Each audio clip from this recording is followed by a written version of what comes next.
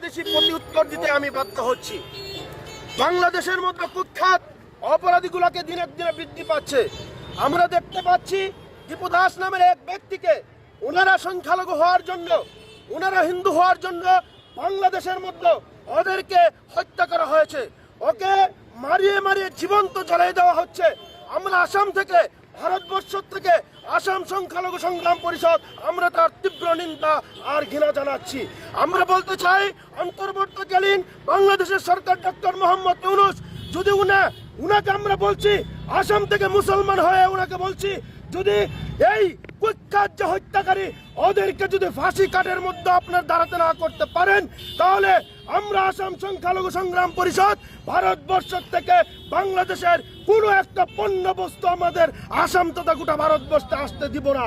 আর আমরা বলছি যে আমরা যেরকম করে ভারতবর্ষটা হচ্ছে গণতান্ত্রিক দেশ, তেমনি বাংলাদেশ হচ্ছে গণতান্ত্রিক দেশ।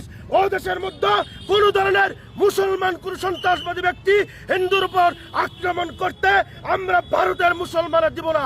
কারণ ওখানে যে অমানবীয়ভাবে ওকে হত্যা করা হচ্ছে, এটা শুধুমাত্র মানব লজ্জা হন, তারা বাংলাদেশ লজ্জাহীনতা হননি, আমরা পুরা ভারতবর্ষের সাথে সমগ্র বিশ্বই তার আমরা শরম পাচ্ছি।